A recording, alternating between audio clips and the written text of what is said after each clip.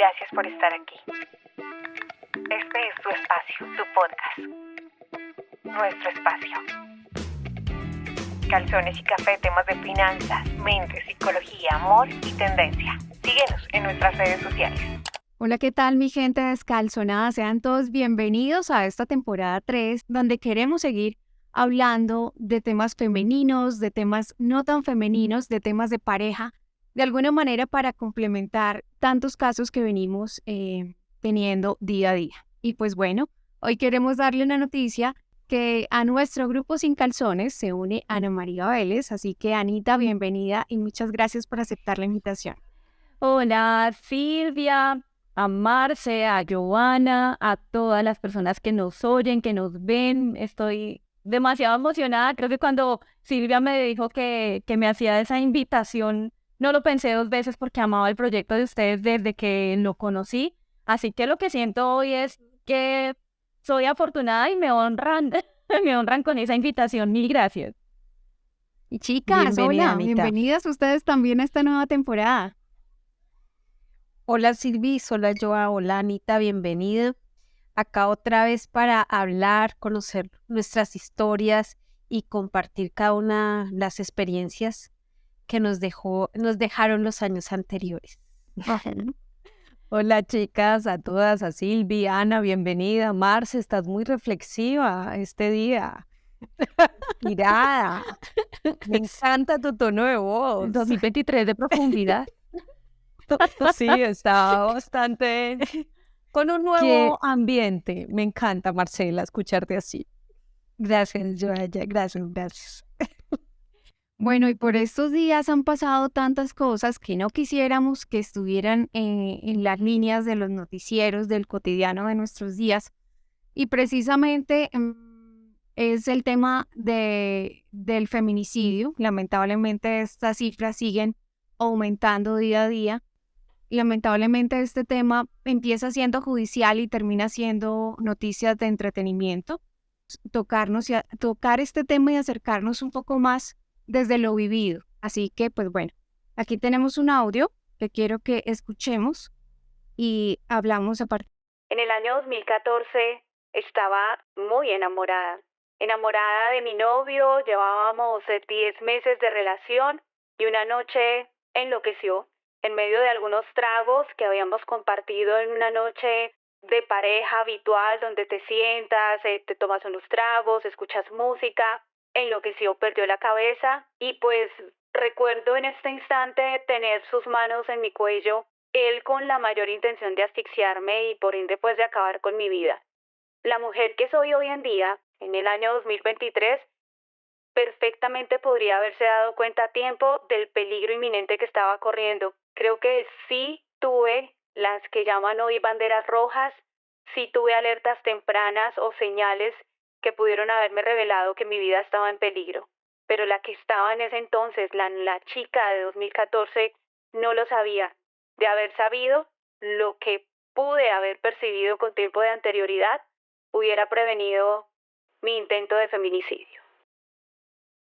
Pues bueno, y es que según cifras del Observatorio de Feminicidios de Colombia, en el año 2022, nada más en ese año, hubo 612 casos de feminicidio registrados. Y los que son ignorados, que muchos son ataques a mujeres que no se toman como feminicidios, ¿no? Entonces, pues bueno, quisiera que reflexionáramos un poco de esto y precisamente habláramos cuáles podrían ser esos rasgos que podríamos identificar en una pareja para que puede llegar o terminar en este tipo de ataque a una mujer. Anita. Bueno, pues además de los 612 que mencionas, Silvia, en 31 días de 2023 hubo ya, se habla de 13 feminicidios. Lo que mencionas es súper importante, hay un subregistro enorme en Colombia. Si pensamos en que hubo 13 feminicidios en 30 a 31 días, pues lo que estamos pensando es que cada 2 días se están asesinando a una mujer en Colombia. Y ya eso debe generarnos una alerta. Pero no necesariamente la alerta debe partir de un número, de una cifra, sino sencillamente del valor que tiene la vida en general. O sea, ninguna vida, ni una sola debería estarse perdiendo. Lo que mencionas, digamos, a partir de esa historia que es mi historia, y que la pones allí, que la ubicas como apertura de este tema de feminicidios, en el caso mío, que fue un intento de feminicidio, pues sencillamente debe llevarnos a una reflexión hoy como mujeres, y se las comparto a ustedes, a los que nos están oyendo, y es que ojalá todas tengamos muy claras justamente o claros algunos comportamientos que tienen los hombres que nosotras naturalizamos con el tiempo, ¿no? Y la forma en la que a veces reaccionan, entonces, ay, él es celoso, no, es que tiene el carácter muy fuerte, ese día estaba enojado, es que fueron los tragos. Digamos que hay muchas maneras de justificar a partir precisamente de la naturalización y la normalización que hemos tenido durante muchísimos años de ciertos comportamientos por parte de ellos. Pero afortunadamente nuestras sociedades han ido cambiando, y por eso yo hacía mucho énfasis en que una era la Ana María de 2014 versus la Ana María de 2023, y así le pasa a muchas otras mujeres. Antes no teníamos ni siquiera como muy claro qué era feminicidio, antes no teníamos muy claro tampoco en qué momento estas situaciones ya no eran normales, porque veníamos de sociedades permisivas, de nuestras mamás, de nuestras abuelas, y como conforme pasó el tiempo, digamos que uno puede decir, gracias tal vez incluso al movimiento Me Too y a la forma en que muchas mujeres empezaron a alzar sus voces y a mostrarnos y abrirnos los ojos a otras, es que hoy podemos decir, tenemos más que herramientas suficientes, pero hay que seguirlas socializando para que otras mujeres también puedan acceder a esas herramientas para poder identificarlos a tiempo. Y es decir, que incluso estando enamoradas podamos abrir los ojos y decir, momento, esto no es amor. Y ahí hay también algo que enseñarles a muchas otras mujeres. Es que el amor no es sufrimiento. Esa es una. Entonces, cuando tú sufres por amor, es mejor que huyas, porque entonces no vas a tener una vida tranquila, ¿no? Y no ser permisivos como en algunos casos. Y es lo que pasa cuando la mujer tiene las diferentes etapas. En unas las relaciones de una forma, con los años van cambiando. Y por eso en el 2014 al 2023 uno ya no aguanta tanto, porque ha ido madurando a través de todas las relaciones que tiene. Entonces, desde el primer momento en que damos una bandera roja, que es algo agresivo hacia nosotros, tenemos que analizar qué es lo que está pasando allí y no normalizarlo. Pues antes de preguntarte, yo sí quisiera decirte que eres una berraca, porque yo a ti no te conocía en persona, vi tu video a través de Twitter, el video que hiciste en el canal en el que trabajas, hablando y contando la historia, que además se volvió viral, todos los medios empezaron a buscarte y a preguntarte por esta situación y a titular la presentadora que casi fue víctima de un feminicidio, en fin.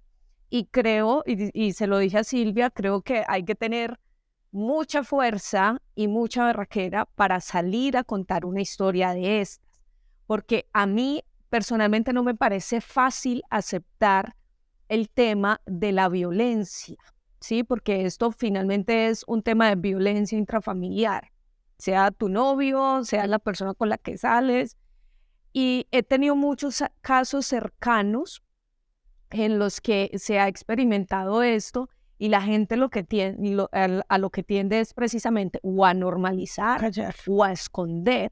Respecto a la pregunta, lo que sí quisiera saber es si desde el inicio de esa relación tú empezaste a ver banderas rojas, o al contrario, el comportamiento de él fue cambiando con el pasar de los meses. Pues primero yo gracias por esas palabras de apoyo, de solidaridad y de pues decirme valiente. Sí, de alguna forma creo que es algo que a mí me ha costado incluso como digerir, como decir, no sé ni cómo ni en qué momento, porque solamente nació y salió y bueno, pero pues sí hay que tener quizá mucho tiempo como de preparación psicológica, de haber superado mucho ya el dolor para poder enfrentarlo, digamos, o para poderlo expresar. Y sobre todo, creo que el mayor trabajo es cuando logras entender que no eres culpable y que ningún señalamiento te va a afectar. Entonces, digamos que así fue que yo me aventuré. Yo dije, y no me importa lo que digan, y no me importa si hay alguien que tiene para decir frases como usted se lo buscó, usted fue la que lo provocó, seguramente quién sabe qué le dijo, vaya uno a saber, bueno, todo ese tipo de comentarios que son revictimizantes, pero que afortunadamente y gracias al trabajo que ya he tenido, pues de terapia psicológica, perdones, sanación, pues me resbalan. Pero por eso entiendo perfectamente cuando muchas mujeres no pueden hacerlo y no pueden verbalizarlo y expresarlo abiertamente porque están en su proceso y cada quien tiene sus momentos, sus tiempos y la posibilidad de abrirse hacia otras personas es, pues es particular, ¿no? Y es un tema muy individual y absolutamente respetable para todas.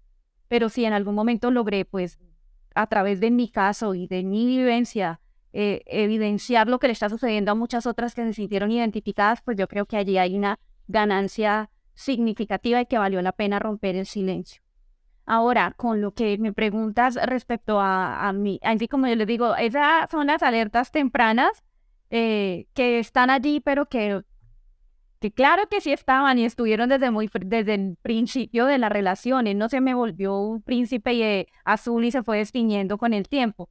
Él era de los que se desteñía y se teñía, se desteñía y se teñía. Entonces, puedo decir en particular, por ejemplo, hubo varias ocasiones al inicio de la relación donde me hacía sentir mal porque de pronto yo lo llamaba en público fuerte, o le decía, ven, mira, es que vámonos para tal lado. No, un momento, tú a mí no me vas a pasar por encima. A mí no me hablas en ese tono. ¿Qué quieres que todo el mundo diga que quién? Que la que manda eres tú. Y yo quedaba como así, pues yo solamente te dije que vamos rápido, que tenemos afán. No, a mí no me presionas, mucho menos en público, mucho menos delante de otras personas.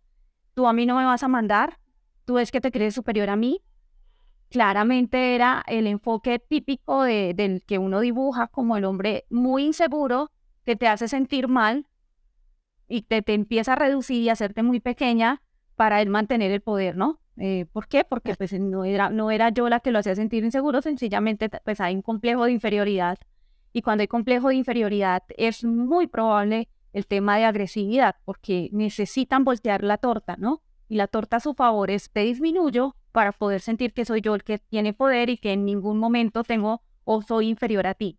Ese tipo de cosas fueron en varias ocasiones. En alguna otra ocasión también me subí a un colectivo y yo recuerdo que estas, por ejemplo, que uno usa para que hoy en día, pues digamos las presentadoras, que pestañas postizas y todo este rollo eh, para todo esto, no estaba tan de moda, ¿no? En ese año era como más atípico ver pestañas postizas. Entonces yo me acuerdo que se subió una chica y yo me quedé mirándola y yo dije, tan bacán. Y yo dije, ¿serán de verdad? Porque yo decía, tan grandes las pestañas.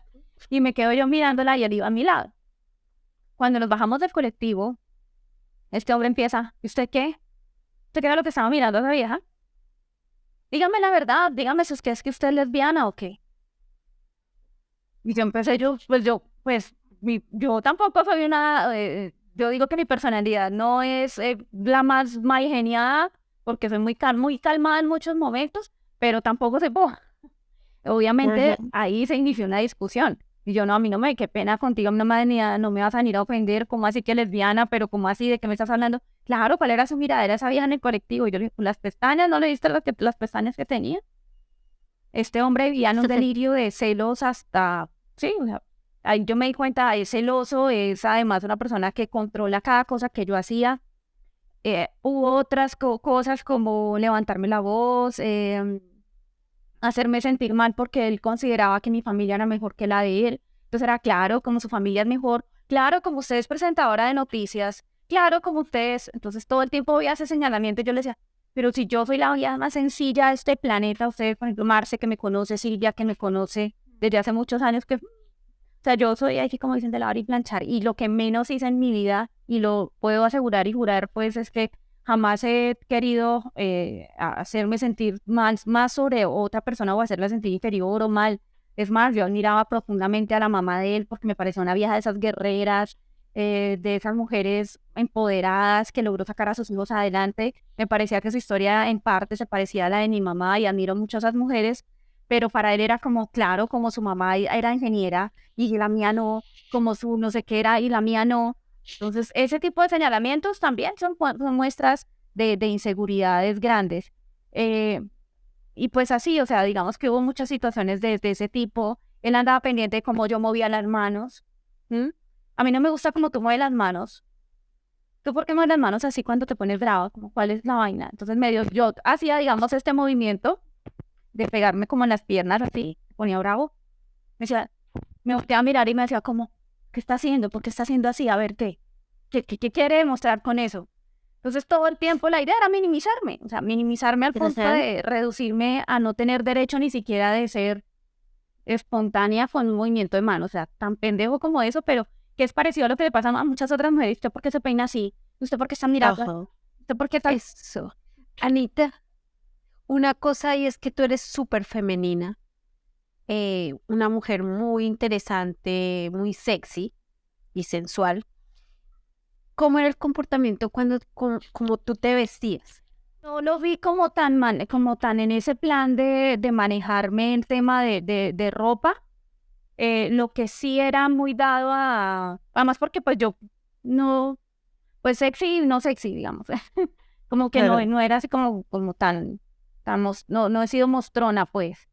Pero pues digamos que por ese lado no. Pero por ejemplo, sí me pasó en una ocasión cuando yo ya estaba, como yo estaba conviviendo con él, me fui a tomar unas copas de vino en la casa de una amiga. Cuando yo volví al apartamento, me cerró la puerta con pasador, entonces yo tuve que golpear y timbrar a la 1 de la mañana cuando yo llegué, y este hombre me recibió furioso. ¿A ti qué es lo que te pasa? ¿Qué crees que puedes venir a despertar a todo el mundo hasta ahora? Que no sé qué, me despiertas a la niña, me despiertas a no sé qué, me despiertas. Furioso. Y yo le dije, pero entonces, ¿para qué le echas pasador si sabes que yo voy a llegar? O sea, no, es que agradezca que la dejo llegar a la 1 de la mañana. Ningún hombre dejaría llegar a su esposa a la 1 de la mañana. Yo le dije, pero ¿cómo así? ¿Usted es mi esposo, no mi papá?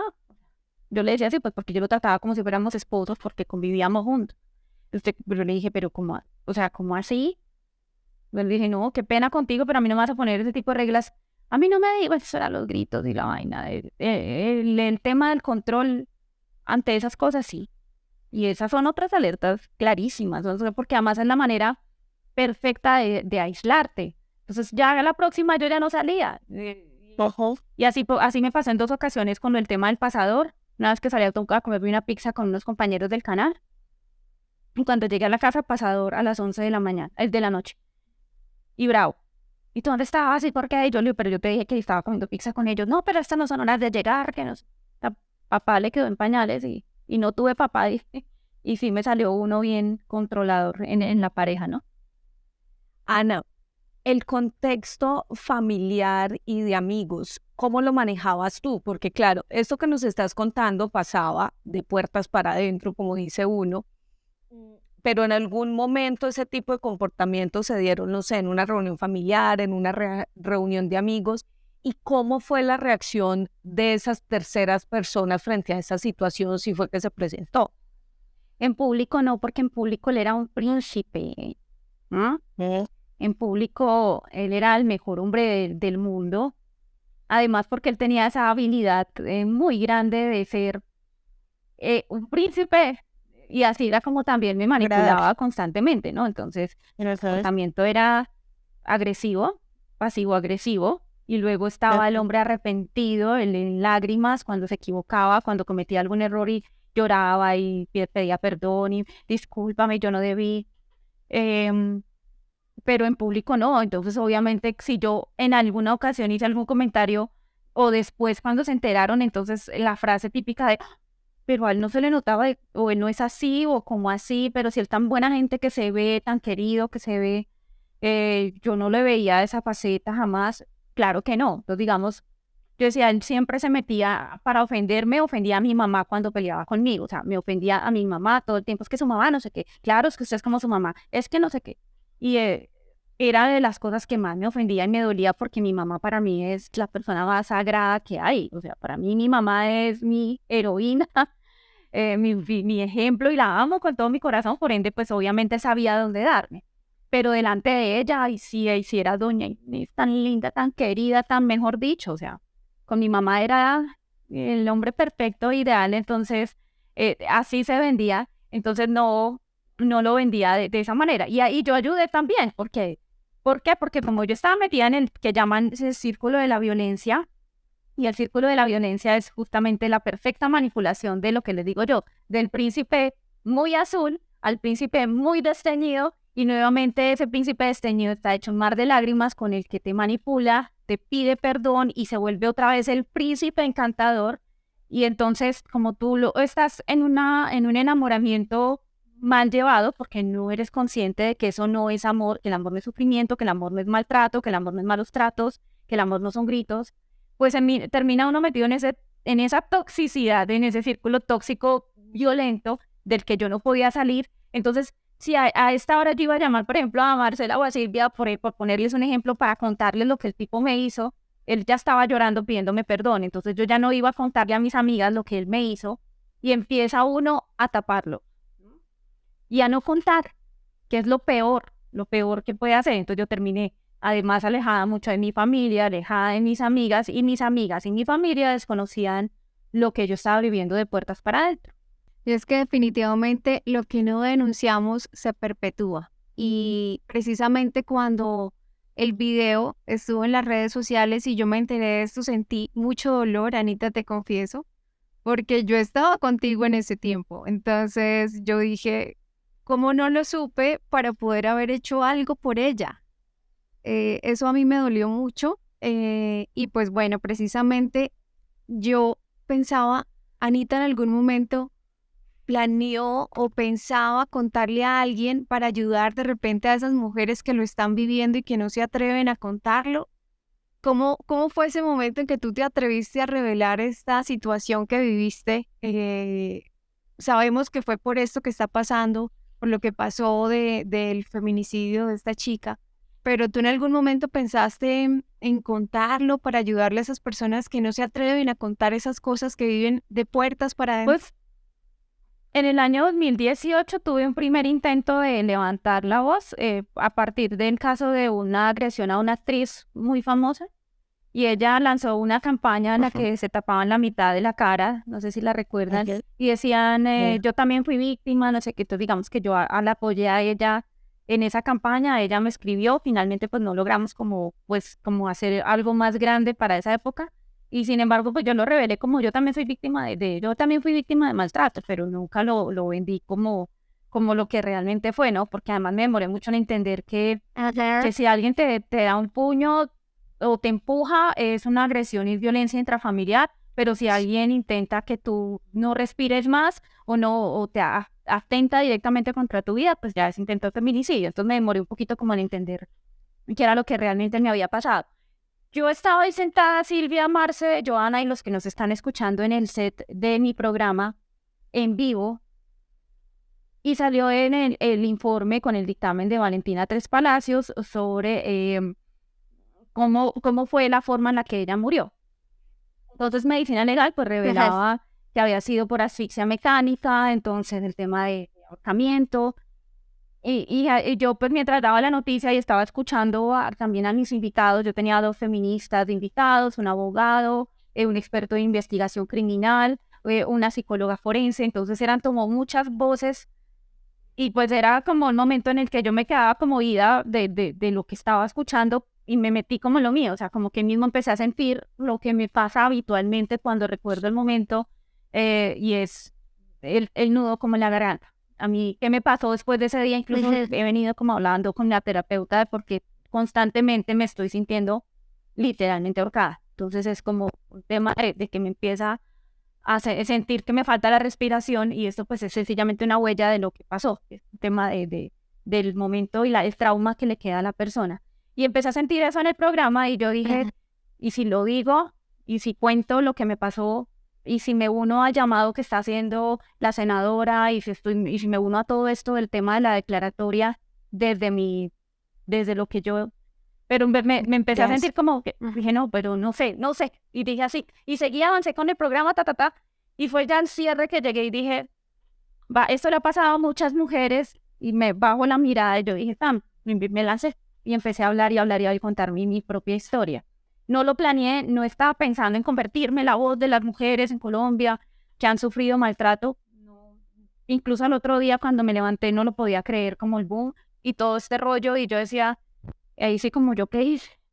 O sea, como que en el fondo yo decía, Dios mío, ¿esto qué es? Y empezó a ser tan grande que no lo podía creer, porque mi celular tenía miles, eran, no es molestando, no lo estoy exagerando, entre mensajes de WhatsApp, mensajes de Twitter, mensajes de Instagram, más encima ya el video llevaba casi 200.000 reproducciones, o sea, era una cosa desmedida que no lo planeé, pero resultó mejor de lo que hubiera salido seguramente si uno hubiera planeado algo así, ¿no? Entonces, fue por mi caso particular y como por esa sensación de que mi caso, sencillamente lo que quería decir era, es que no es solamente a una Valentina Tres Palacios a la que le pasó esto, es que también es a Lina, a Karina, a Sofía, a Ana María Vélez, o sea, y el sistema judicial falla, y yo estaba como indignada, sobre todo, creo que tuve un momento como de indignación, de rabia, de decir, nos están matando y no nos damos cuenta y nadie nos escucha y estamos perdiendo vidas porque nadie atendió un SOS con el Uber, porque no, digamos que nos falta mucho camino por recorrer para salvar vidas. Y creo que fue eso, la indignación y un poco la rabia contra el sistema y la forma en la que se pierden vidas que perfectamente se hubieran podido salvar. Y es porque no hay una atención oportuna, porque no hay intervención a tiempo, porque no las protegemos, porque el sistema no entiende que hay que escucharlas, pero además protegerlas y casi que encerrarlas en una burbuja porque el agresor vive ahí en la misma casa que ella. Entonces, eso fue lo que me llevó a ese momento en particular. A mí me causó mucha curiosidad precisamente eso dentro del video y fue ¿qué pasa con el sistema judicial? Obviamente sabemos que no sirve mucho porque ya Ana lo decía, el agresor siempre va a estar ahí, ¿sí? En tu caso particular, Ana, ¿cómo se dio? ¿Tú lo demandaste? ¿Cómo fue ese proceso para tratar de alejar a este personaje legalmente y que no te hiciera daño? Pues lo primero fue la demanda al día siguiente, fue exactamente al día siguiente que yo me acerqué a la URI, incluso me acuerdo que fui para la URI de Puente Aranda con mi mamá para pues poner la denuncia por la agresión. Allí pues digamos que tiene uno como varios procesos para que lo reciban, entonces primero hay una persona que te dice qué fue lo que pasó, luego entonces pasas a donde el médico de medicina legal y él hace todos los exámenes físicos por las cosas que yo tenía o por los pues, moretones, todo. Yo te quedé con el cuello, tenía todas las venitas del cuello reventadas y se empezó a poner morado en varias partes y me dolía pasar saliva, morados en varias partes también del cuerpo, seguramente en medio del forcejeo, las manos, las muñecas pues marcadas. Eh, y él me da 20 días de incapacidad, después pasé por una de las psicólogas, después ya me decían, bueno, pues lo que viene seguramente después es ya la citación por parte de un fiscal, donde pues tú ya tienes que ir a comparecer, a él lo van a llamar también para que comparezca el mismo día. Es decir, que ahí ya también incluso hay una falla porque créanme que tener al agresor al lado pues debe ser de las cosas más feas que puede haber y más revictimizantes además. Porque además puede el tipo estar así con la navaja debajo y con la amenaza de por medio. O sea, me parece ilógico cuando así lo sientan al tiempo. No me tocó porque ya les cuento por qué, pero... y después digamos que hay una recomendación de ir a un psicólogo para que atienda también el tema desde el punto de vista terapéutico. Entonces me dijeron, desde los psicólogos del estado hay mucho... pues hay mucha fila, hay muchas trancas y seguramente no vas a poder conseguir una asesoría oportuna. Yo me voy 20 días de la incapacidad para Medellín, de donde es mi familia paterna, y cuando regreso a Bogotá, pues ya asumo como todo el tema del proceso. Durante todo este tiempo él me llama 20.000 veces, me escribe correos, me pide perdón, llora, me pide perdón, dice que fueron los tragos, que ese no es él, que él jamás en su vida había agredido a una mujer, y llora y patalea. Yo estoy en ese momento en el dilema de la persona que yo amo y que me dice que me ama, es la misma que me agrede. No lo lograba como digerir, como que era un tema de un choque terriblemente, eso me parece terrible, o sea, ustedes no se pueden imaginar lo que es eso. Es que te amo, me amas, pero me agredes y casi me matas, pero ahora estás llorando y me estás diciendo que perdón y llora, y uno debería ser tajante y no, pero en ese momento no tenía lo que les hablaba al principio, que eran como más herramientas para entender que en absoluto eso es amor. Cuando yo me veo ya con una psicóloga en particular que decidí contratar, él seguía insistiendo y él me decía, déjame, yo también voy a donde esa terapeuta, déjame demostrarte que lo mío no es tan fuerte, que no sé qué, ta. Finalmente le digo a la psicóloga, tengo este personaje está aquí que también quiere hablar contigo, si quieres recíbelo tú y hablas tú con él. Entonces ella habla con él primero y luego cuando me atiende a mí me dice, oye Ana, es que yo lo que veo es que tú le tocaste una herida de tu infancia. O sea, la herida de la infancia de este personaje se la tocas a partir de lo que le dijiste esa noche y él con los tragos lo exageró y por eso terminó agrediendo. Entonces yo creo que tú tienes responsabilidad primero por la forma que le dijiste, ¿no? Y segundo porque tú también lo arañaste a él. Entonces yo le dije, claro, ¿qué mujer que esté a punto de ser asesinada no intenta defenderse? Pues por si acaso, ¿no? No es muy claro que si uno está a punto de morir, lo único que hace cualquier ser humano por física supervivencia es tratar de salvarse. Se lo dije a ella, me dijo, no, porque yo lo que veo es que seguramente como tú también tomaste, y yo le dije, pero yo no estaba borracha. Entonces me dijo, pero no, también tienes mucha responsabilidad. Mira, si tú lo amas como él te ama a ti, pueden hacer un proceso terapéutico juntos y yo les puedo ayudar a hacer una terapia en conjunto, primero una individual, otra después, que la peor intervención terapéutica de toda la vida para mí, o sea, fue esa. Porque claramente después de un tiempo, yo empecé a pensar que sí, que yo era la culpa y que podíamos trabajarlo juntos y que eso no era tan grave. Ustedes se pueden imaginar lo que hubiera significado donde esta psicóloga me diga a mí, cuidado, mamita, miñita, o sea, estás en peligro, es una persona con estos, lo que pasó contigo es que te intentó matar y nada lo justifica y ten cuidado y aléjate y es un peligro para tu vida. Pues yo me mantengo además muy firme y coincide eso con que voy a ir a la fiscalía y este sujeto tiene un compromiso laboral y lo mandan 1 mes y medio fuera de Colombia. Me toca a mí asistir sola a la fiscalía. Entonces yo voy a donde este fiscal y el fiscal me dice, mira, ustedes entonces están adelantando un proceso terapéutico. Yo le dije, pues él no está en Colombia, la que está yendo al psicólogo soy yo. Entonces él me dice, mira, yo creo que eso va a terminar en reconciliación, piénsalo bien, yo creo que deberías levantar la denuncia, esto es muy engorroso, esto es un proceso que va a ser muy desgastante para ti, esas son peleas normales, me acuerdo mucho de esa frase, me dijo, son peleas normales de casa, de familia, y terminan arreglándose, no vale la pena desgastarse. Entonces, se une la psicóloga con mi señor fiscal y ¡boom! Anita retira la denuncia y Anita vuelve con él. Unos meses después. Es bueno que mujeres como tú que son sobrevivientes de este tipo de casos levanten la voz y le cuenten a las demás cómo pueden prevenir, en qué riesgo están. Y me gustaría que nos hablaras un poco, Anita, de esta campaña que se está moviendo en redes de no más violencia de género y feminicidios en Colombia. Bueno, pues la iniciativa la estamos moviendo además a través de una firmatón virtual.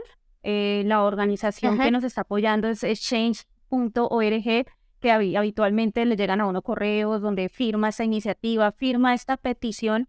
Y la petición pues sale de mi parte. Entonces dice Ana María Vélez, le pide al gobierno nacional una declaratoria por violencias basadas en género, donde haya una emergencia nacional, porque lo que estamos viviendo es eso, una emergencia nacional. Entonces lo que busca justamente es recaudar las suficientes firmas que generan una presión en las autoridades, porque a la vez esto genera mucho ruido mediático y afortunadamente digo yo que a veces los medios no es todo lo malo que nos venden, los medios podemos hacer cosas importantes y hemos logrado cosas buenas, lástima que no siempre se reconozca, pero al generar también esta presión y al generar una gran cantidad de firmas, espera recolectar unas 50,000, se va a hacer un acto simbólico de entrega de las firmas a las autoridades, con lo que se pretende la declaratoria nacional. Allí hay varios puntos que sí hay que tener en cuenta, por ejemplo, y es que hay gente que piensa que no existe la violencia basada en género, que eso es un invento porque a los hombres también los agreden, porque los homicidios son más significativos en cuanto al número, o sea, las cifras son más altas en cuanto a los hombres. A los hombres los matan habitualmente hombres. Pues, digamos que es un tema distinto y es un tema que no es estructural en cuanto a generaciones o a generacional, es decir, un tema que viene de cultura, de tradición y demás, donde la mujer siempre ha sido pormenorizada, donde la mujer se ve menos que el hombre. De eso hay una lucha por la que vienen muchas mujeres atrás, o sea, las que lograron que las mujeres pudiéramos votar, las que lograron que las mujeres tuviéramos derechos, acceso a la educación, todas esas mujeres que han logrado todas esas, no es porque no exista la violencia basada en género, Y a eso nos referimos. Cuando un hombre ataca a una mujer porque su particularidad es justamente eso, ser mujer, porque es menos que yo, porque es más vulnerable, porque yo estoy por encima de ella, porque soy más fuerte, porque yo sencillamente soy el hombre de la casa o soy el macho alfa. Eso es en eso es que se basa y se fundamenta la violencia basada en género. Por eso sí existe la violencia basada en género. Lo segundo, la declaratoria de violencias basadas en género. ¿Para qué sirve una declaratoria de emergencia? Alguna vez me lo preguntaron y se lo reduzco en esto. ¿Para qué ha servido una declaratoria de emergencia cuando hay inundaciones en un departamento? Entonces resulta que hay en declaratoria de emergencia hay alerta roja en Antioquia por inundaciones debido a las lluvias, al fenómeno de la Niña. ¿Qué hacen todas las autoridades? Unirse. Entonces llegan y hacen los puestos de mando unificado y allí están la Defensoría, la Personería, el ICBF, o sea, todas las entidades trabajando por un mismo fin. Es decir, que por primera vez trabajan en granadas, por primera vez trabajan articuladas. Es lo mismo. Es lo mismo para la violencia basada en género, es que estamos viendo una emergencia porque están matando mujeres, porque no las están atendiendo bien y necesitamos que por primera vez todos naveguen para la misma parte, de la misma forma y bajo una única estrategia nacional y no con diferentes campañas como islas aparte que de nada sirven porque finalmente lo que hacen precisamente es generar más revictimización porque no hay rutas claras de atención, porque no todas las entidades responden igual.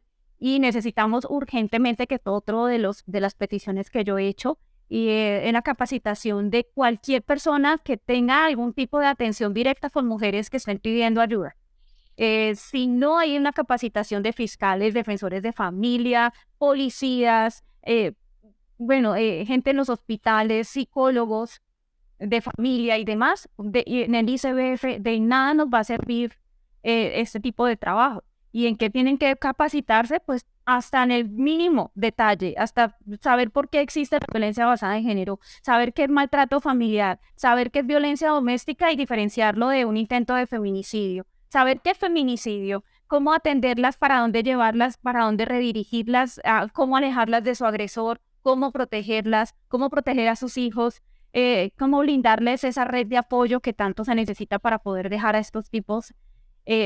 Mejor dicho, creo que me quedo corta porque me da pena usar del tiempo y el espacio, pero en todo eso es que yo digo que tiene que trabajar de forma mancomunada el gobierno y el sistema judicial para tener unos resultados concretos, como sucede en cualquier declaratoria de emergencia. Ya para cerrar, Anita, dinos qué debemos tener presente para evitar tanta violencia intrafamiliar y tanto feminicidio. Creo que el primer punto es entender qué es el amor. Yo creo que de ahí parte también. El amor no todo lo soporta, no todo lo aguanta y no todo lo transforma.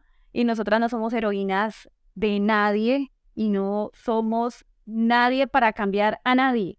El amor no cambia a las personas y el que es habitualmente, perdónenme los que han logrado cambios significativos en sus vidas, pero para este tipo de agresores, el que no deja de ser, cuando la mujer logra entender que no es la salvadora de nadie, que el amor bonito que ella siente no va a cambiar a su pareja, que si él lo hizo una vez, lo va a hacer 2 veces, que la segunda ya no va a ser tan suave, sino seguramente creo que ya no va a poder medir sus fuerzas.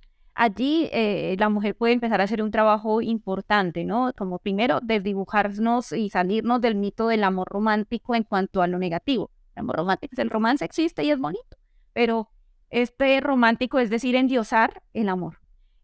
Lo segundo, el amor propio, incluso podría ser al revés, pero el amor propio es fundamental porque cuando nos amamos como mujeres, cuando nos respetamos, nos valoramos y sabemos qué tipo de cosas jamás permitir, pues podemos empezar a tener nuestros límites, ¿no? Los no negociables, lo que yo no permito por nada del mundo, esa línea que jamás nadie debe cruzar. Y si la cruzas un poquito, me estás demostrando que eso no es amor y que no me amas. Y que eres una persona que prefiero ponerle un límite y apartarla de mi vida. Pero además, pues, muchas mujeres no logran ni siquiera apartarse de los hombres porque definitivamente son tipos que las amenazan y que donde ellas siquiera los dejen, pues, de tipo enloquece y las amenaza de muerte y demás. Pues hay que hablar, hay que pedir el auxilio, así como digo yo, puede que no funcione de todo lo que hacen las autoridades, pero mal o bien en algún momento debe haber alguna respuesta. Peor es callar, peor es quedarse escondidas y no levantar la mano y contarle a la mayor cantidad de personas posibles y apoyarse hoy en ONGs, en ONG que están trabajando en pro de la mujer. Hay muchas opciones también de este tipo. Yo pienso que entiendo el miedo perfectamente, pero hay que levantar la mano para poder salvar nuestras propias vidas. O sea, de eso se trata, y de sobre todo conocer las banderas rojas, las alertas tempranas, entender un poco. Tal vez en otro capítulo vamos a ahondar en esto del violentómetro, que son como precisamente cuando dice esto, cuando no sé qué, tu vida, estás con una persona que tiene rasgos de narciso o sí, narcisistas. Cuando hace esto y esto, estás en riesgo medio, pero cuando hace esto estás en riesgo inminente, huye, corre, sal de ahí como sea, y así nosotras vamos a poder ayudar a muchas otras mujeres más a que puedan actuar a tiempo y ojalá pues salvaguardar lo más importante, su vida, su integridad, su cabeza, sus emociones, bueno, pues todo lo que está en juego, ¿no? Gracias, Anita, por compartir tu experiencia. No, a ustedes por haberme invitado, y ahora puedo decir que algo que dijo hoy Joana es que ¿saben que hay que tener calzones? Calzones bien puestos para levantar la voz, y bueno, pues yo que los tengo puestos, o cuando le dicen a uno descalzonada, Sí. con o sin calzones, pues hay que tener los pantalones puestos y ser fuertes y guerreras y empoderadas, y todo esto que hoy se trabaja. Pues benditas sean esas opciones de hablarle a otras mujeres para que sean fuertes y guerreras y valientes, y tener el coraje de dejar a estos tipos que nada nos sirve y nada nos aporta. Lo que no sume y lo que reste, pues bien de lejitos. Bueno, y precisamente que queríamos que fuera el canal para contar esta historia, para motivar a muchas mujeres que quizá han callado estas experiencias, y por qué no hacer y concientizar a aquellos hombres que saben que son violentos, que tengan como esa capacidad de pensar hasta dónde están llevando sus violencias con las mujeres, y que recapaciten y también se atrevan a pedir ayuda, así como las víctimas, ellos también se atrevan a pedir ayuda y probablemente evitar causarle un daño superior a las parejas. Así que pues bueno, esperamos que este episodio haya servido muchísimo, y estamos seguros de que sí. Nos vemos, nos escuchamos en otro episodio más de Calzones y Café. Así que chao, chao. Chao. Chao.